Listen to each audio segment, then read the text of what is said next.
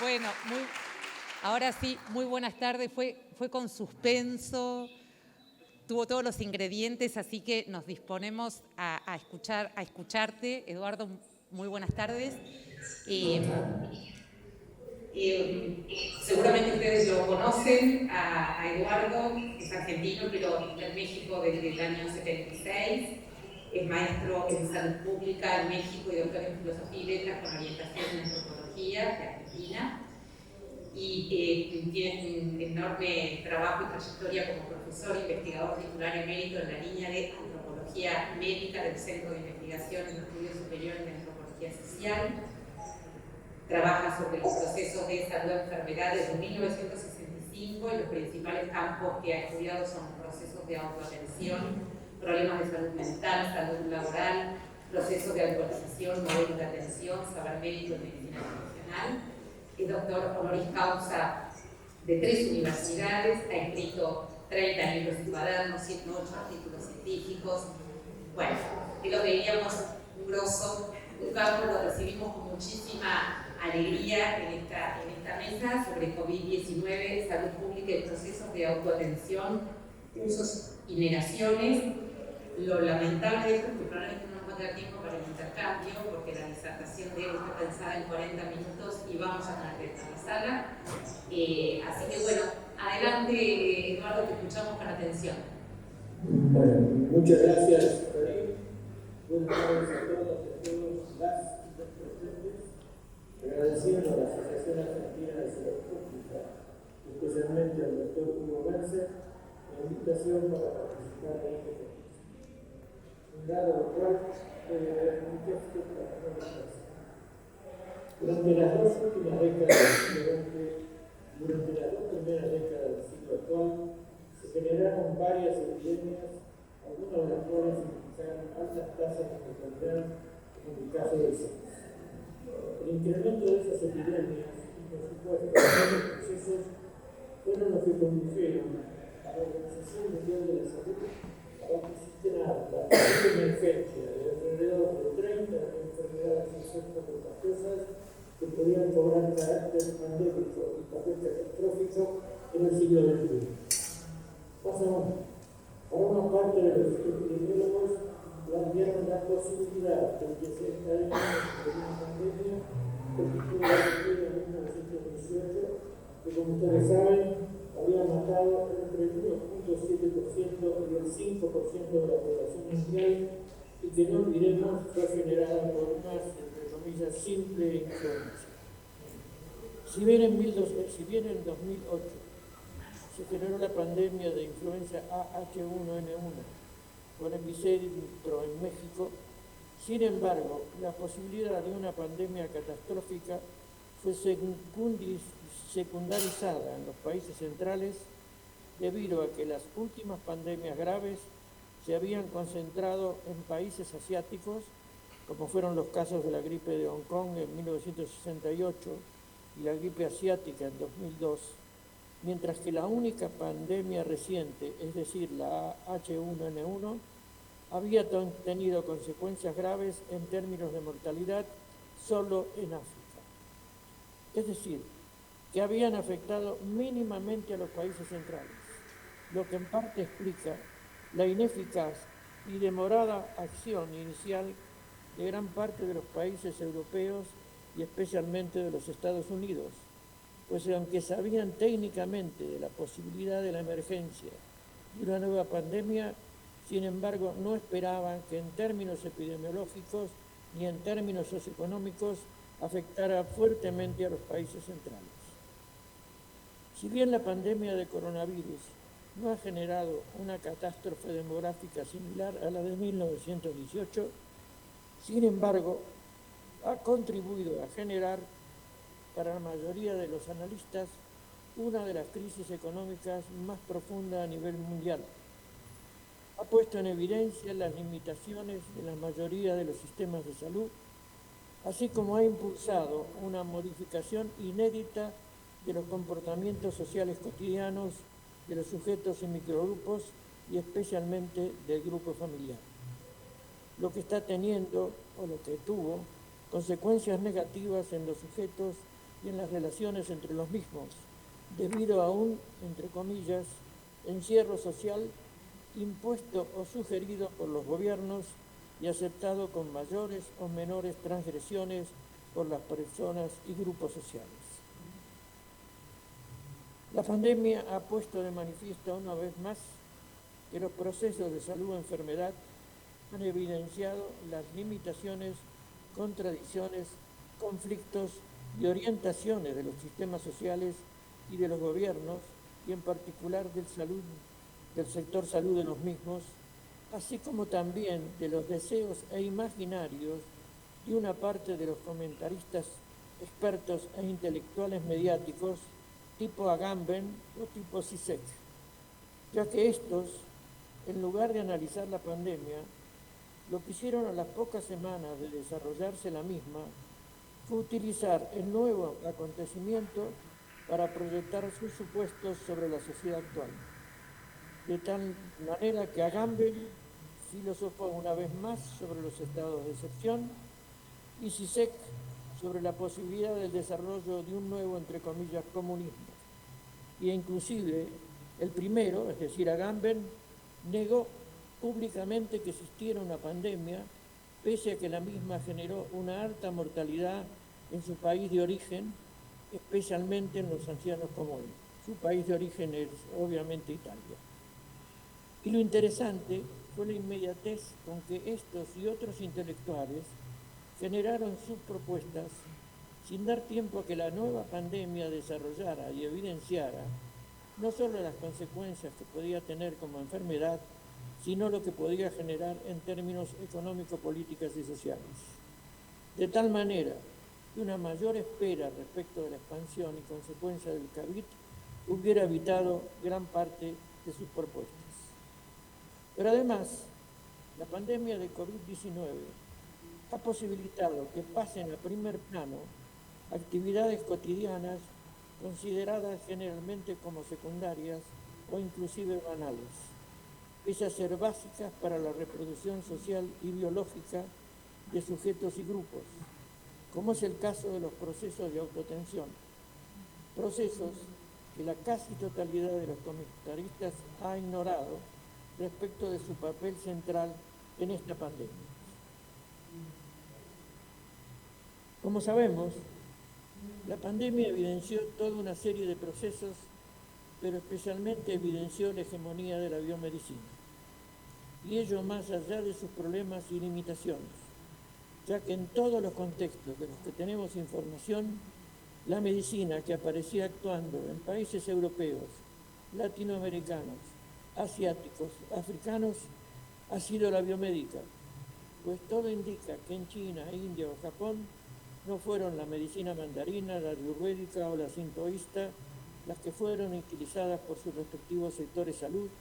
sino que utilizaron básicamente la biomedicina. Y lo mismo podemos decir de las medicinas tradicionales y alternativas en Latinoamérica, ya que las mismas casi no aparecieron señaladas como formas de atención y prevención del nuevo padecimiento. Lo que no niega que los sujetos y microgrupos utilizaran las medicinas alternativas y complementarias, sino que subrayamos que la expectativa de solución se puso exclusivamente en las actividades y procesos biomédicos, básicamente en la producción de vacunas, lo que reforzó aún más su hegemonía. En esta plática no voy a analizar por qué una vez más la biomedicina hegemonizó los procesos de salud o enfermedad,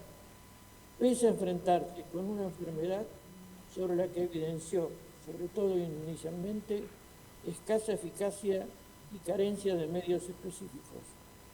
aunque sí presentaré algunos de sus mecanismos de hegemonización, pero no referido a otras medicinas académicas ni alternativas, sino a los procesos de autotensión, dado que apenas reconocida la pandemia, dichos procesos emergieron a nivel mundial como los únicos decisivos para contenerlo, y recordando que los procesos de autotensión son parte estructural de la vida de los microgrupos y los sujetos. Pese a lo señalado, sin embargo, Estos procesos no aparecieron como parte estructural de los saberes de los microgrupos, sino que fueron difundidos exclusivamente como una estrategia de prevención biomédica,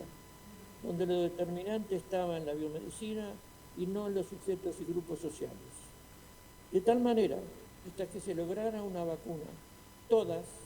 y subrayo todas, las medidas básicas de prevención impulsadas por la OMS, el sector salud y la biomedicina se concentraron en las formas de autoatención que debían utilizar los microgrupos y sus sujetos. Ahora, si bien en el caso de esta pandemia,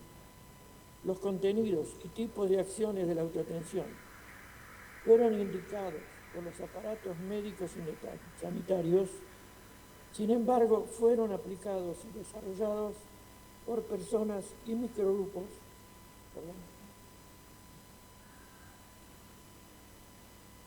que actúan con autonomía, o por lo menos con autonomía relativa. De tal manera que la biomedicina recomendó el uso del cubrebocas, la sana distancia o quedarse en casa,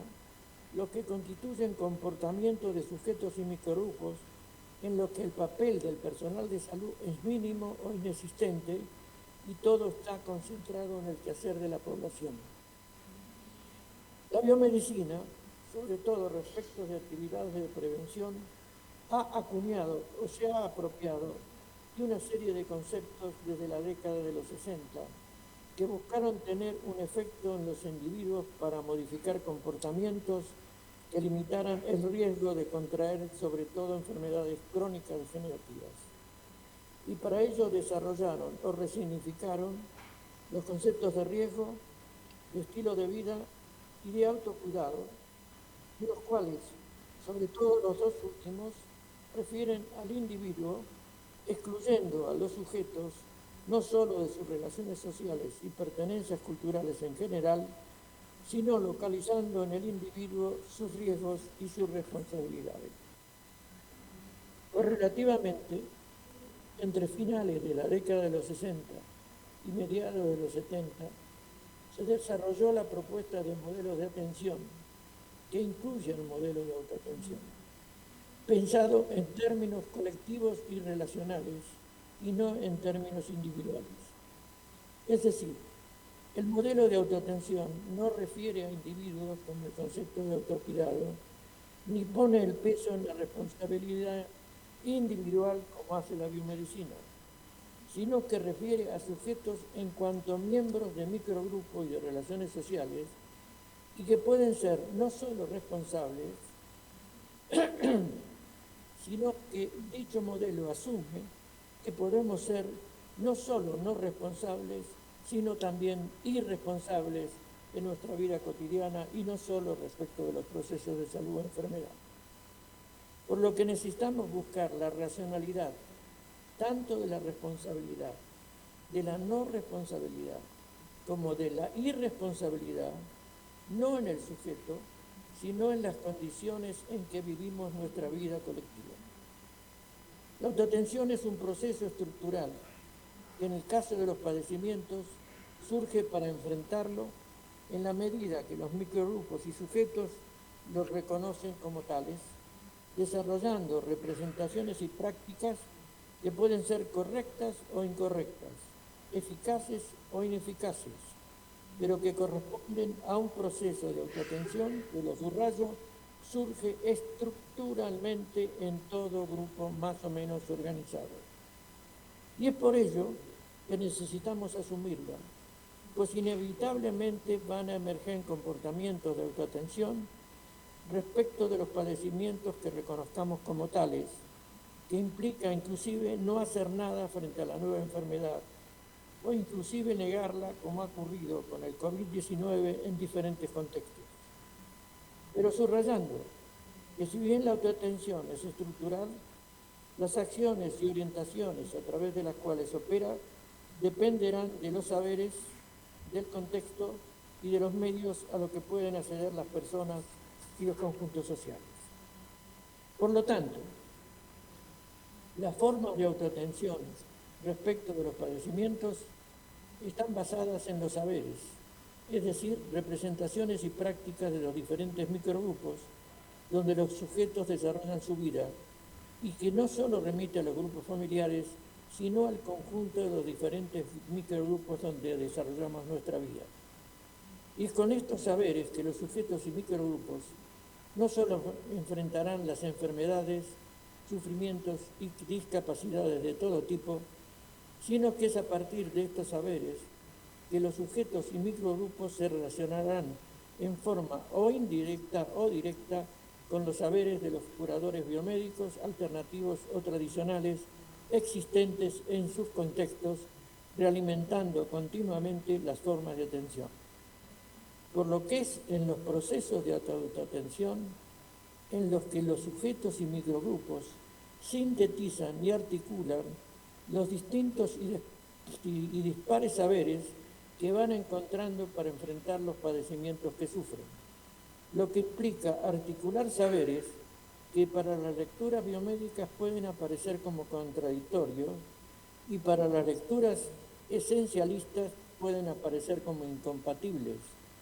mientras que para los sujetos y microgrupos no aparecen de esta manera, sino que por el contrario los utilizan pragmáticamente en función de sus necesidades y por lo tanto unificando en su acción los que para otros aparecen como contradictorios o incompatibles. Es decir, el eje de nuestra observación y acción debe estar, por lo tanto, mínimamente en los procesos de autoatención. Ahora bien, el desarrollo de la pandemia confirmó el carácter relacional y grupal del proceso de autoatención, sobre todo en términos de prevención. Como sabemos, una de las consecuencias de la pandemia fue, entre comillas, el encierro de los sujetos en sus hogares, obligándonos a una relación real y o imaginaria con otros sujetos en forma permanente, y cuyo objetivo era el cuidado de todos y no solo el cuidado de uno mismo, como lo reconocieron la OMS y el sector salud mexicano desde el principio, apareciendo en toda su evidencia el papel del otro para cada sujeto.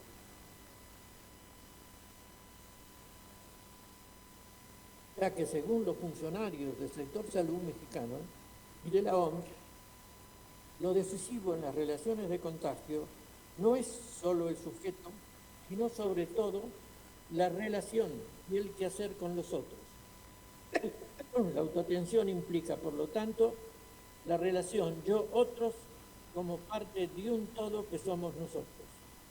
Por lo que es importante asumir que desde el primer día de reconocida la existencia del virus y su posible contagio, la OMS, la OPS y los sectores de salud de todos los países afectados propusieron las actividades de autoatención como principal estrategia de prevención. Sin embargo, este proceso, que es, como dijimos, estructural, ha sido ignorado como la forma propia de los grupos sociales, y no solo por el sector salud y los analistas, sino por los mismos que los practicamos. De tal manera que la mayoría de nosotros no reconoce el papel que estamos desempeñando en términos de autoatención, y no solo en la prevención, sino también en el diagnóstico o en la convalecencia de esta enfermedad, que para algunos sujetos fue, como sabemos, larga y dolorosa. Papel que implica asumir y no solo reconocer que el saber y, entre comillas, el poder, no solo social, sino técnico frente a la pandemia, está en gran medida en los sujetos y microgrupos, por lo menos hasta que se generara una vacuna y o fármacos que limiten y o eliminen los daños, lo cual, sin embargo, no reduciría el papel de la autoatención, sino que la resignificaría. Y es por esta importancia decisiva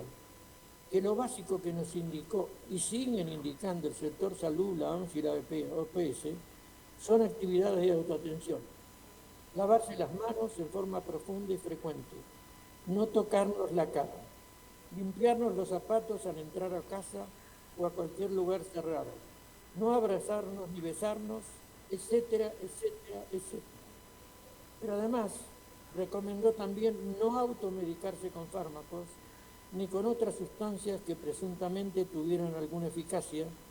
así como rechazar los mensajes por internet u otros medios que indujeran a determinados comportamientos y usos. Más aún, el sector salud nos indicó cuáles eran los principales síntomas de esta enfermedad para que nosotros hiciéramos un primer diagnóstico y decidiéramos ir o no ir al médico. Todo lo cual es parte de la autoatención, pero una autoatención que aparece como una estrategia propia de la medicina, en lugar de ser asumida como la estrategia básica de los sujetos y sus microgrupos, lo que constituye uno de los más claros ejemplos de hegemonía biomédica. Ahora bien, para evitar equívocos, aclaro que no proponemos una autoatención realizada por los grupos que es siempre correcta, responsable y eficaz, y que inclusive da una atención mejor que la biomédica, como en forma explícita o más frecuentemente implícita sostienen los que interpretan esencialmente los saberes de los sectores sociales subalternos, de los que solo recuperan los aspectos positivos y no los negativos y conflictivos. Aclaro también que no propongo una autoatención autónoma que decida la realidad por más cuota de saber y de micropoder que tenga, sino que asumimos que los sujetos y microgrupos que están ejerciendo la autoatención de los padecimientos operan transaccionalmente con los sujetos y grupos que están operando las acciones y orientaciones del sector salud, así como de las medicinas alternativas y complementarias. Y que por lo tanto, las características y posibilidades de la autoatención y sus consecuencias solo podemos establecerlas si las remitimos a las condiciones socioeconómicas, políticas y culturales de los microgrupos y sus sujetos. Y así, por ejemplo, para establecer la responsabilidad, irresponsabilidad o no responsabilidad de los comportamientos de autoatención, necesitamos ver cuáles son las condiciones de vida que posibilitan, limitan o imposibilitan las conductas de los sujetos y microgrupos. Mientras el concepto biomédico de autocuidado, como ya señalamos, solo remite a lo individual, el concepto de autoatención, como también propuse, remite a las condiciones colectivas y relacionales de vida. Y por lo tanto, esta pandemia no solo evidenció las condiciones de desigualdad socioeconómica de la población, sino que puso de manifiesto quiénes podían y quiénes no podían llevar a cabo las autoatenciones recomendadas por la OMS, los gobiernos y sus sectores de salud. Ya que, por ejemplo, la mayoría de los que trabajan en la informalidad no pueden quedarse en sus casas, pues tienen que salir a trabajar a como sea. Y esto en un país como México, donde más del 50% de la población realiza tareas informales como su ocupación básica, sin contar con ningún salario mínimo ni ningún tipo de seguridad social. Y subrayo, 50%. La recomendación de lavarnos las manos no puede ser realizada porque gran parte de la población pobre carece de agua o solo tiene agua durante algunas horas al día, calculándose que a nivel mundial un 40% de la población tiene problemas para abastecerse de agua. Más aún, gran parte de los pobres viven hacinados en una o dos habitaciones o chabolas, de tal manera que les es imposible mantener la, entre comillas, sana distancia. Por lo que gran parte de las principales medidas de prevención basadas en la autoatención no pueden ser aplicadas por una parte de la población que en varios países periféricos constituyen la mayoría de la población. Lo que los sectores salud y los gobiernos de todos los países saben, sin proponer alternativas realistas a esta situación, o más frecuentemente desarrollando una política comunicativa en la que a nivel de discurso se recomienda la autoatención más o menos ideal y a nivel de práctica se acepta que la gente haga lo que pueda. Lo que ha conducido a que en todos los países de los que tenemos información específica sean los pobres, los marginales, los que trabajan en la informalidad, los que tienen las mayores tasas de mortalidad por COVID-19, luego del personal de salud en países como México. México es el país que tiene el mayor número de población indígena comparado con cualquier otro país latinoamericano, y la población indígena fue la que tuvo el mayor nivel de letalidad por COVID-19. Pero además, si algo evidenció la pandemia es que la vida individual y colectiva es en gran medida rutina y repetición, lo que suelen rechazar gran parte de las tendencias teóricas e ideológicas actuales. Aunque la confirmación que vivimos lo evidencia en forma que hace difícil ignorarlo. Por eso, pese a que, entre comillas, la cuarentena y las diversas formas de confinamiento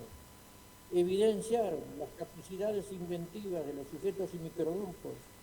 para generar formas de recreación, de no aburrimiento, de trabajo en el hogar, etc. Sin embargo, lo que también se evidenció en gran parte de nuestras vidas es que somos rutina y repetición, en gran medida ejercidas a través de la autoatención. Y si bien los esparcimientos de fin de semana, la pasión por el fútbol, el alcohol, la marihuana, el sexo y últimamente Netflix impiden o limitan asumirlo, ocurre que durante la pandemia, en forma reflexiva o no, puede emerger la visibilización de la vida como rutina y repetición, constituyendo una de las bases de posibles angustias, ansiedades, depresiones y o violencias, señalando que lo propuesto no niega que en nuestra vida se generen y o generamos cambios, pero que una vez generados los mismos se convierten necesariamente en nuevas rutinas y repeticiones.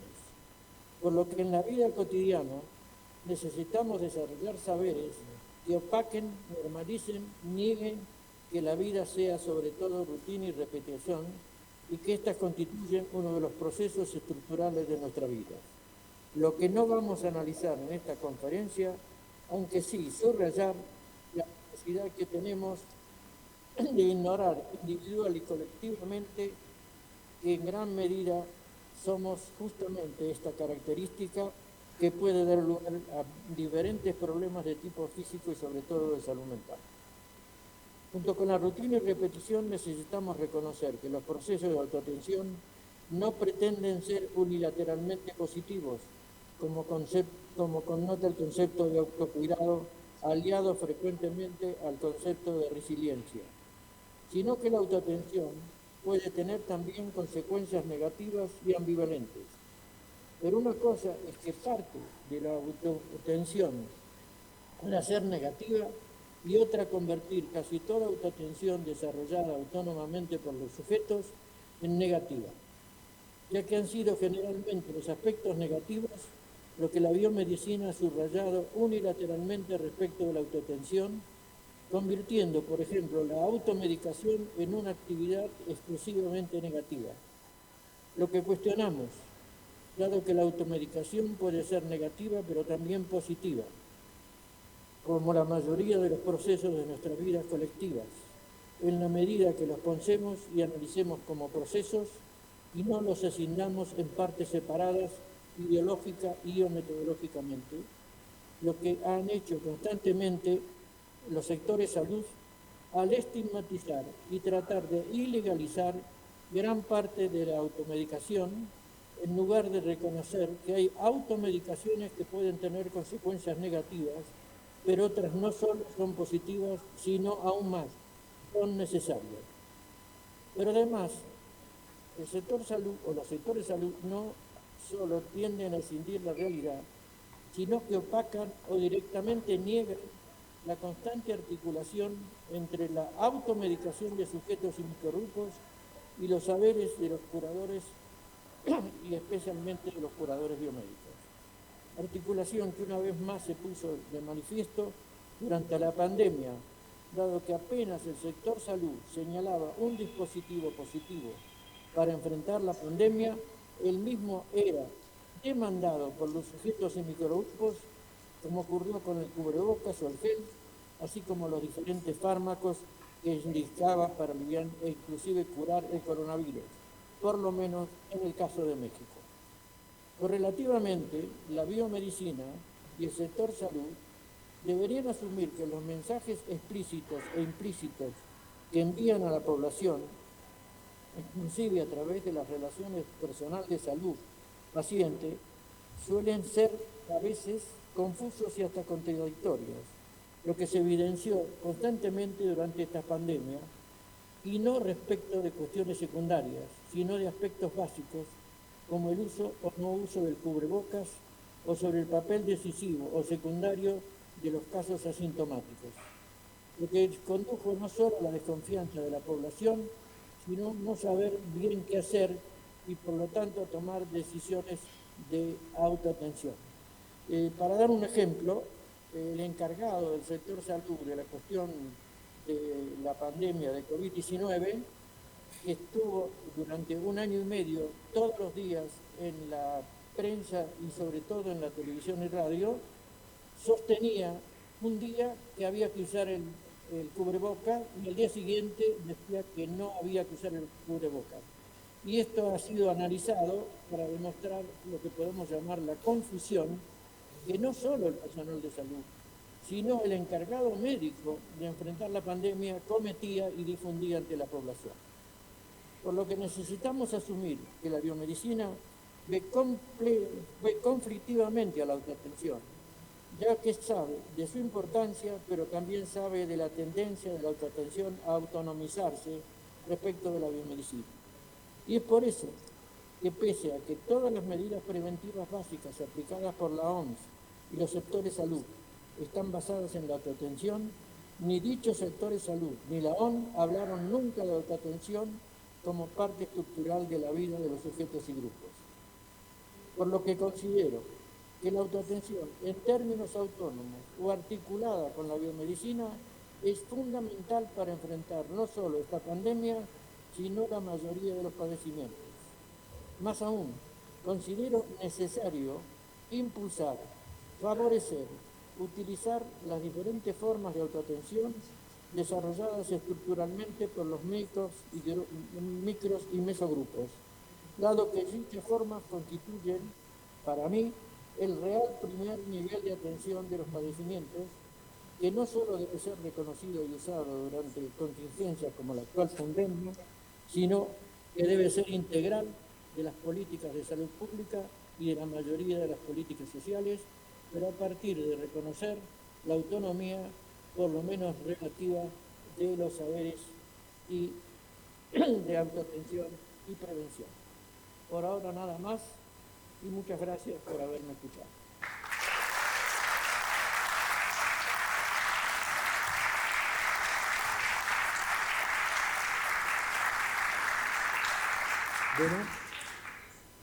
Bueno, muchas gracias, Eduardo. La verdad que lamentamos que tenemos que desabajar la sala porque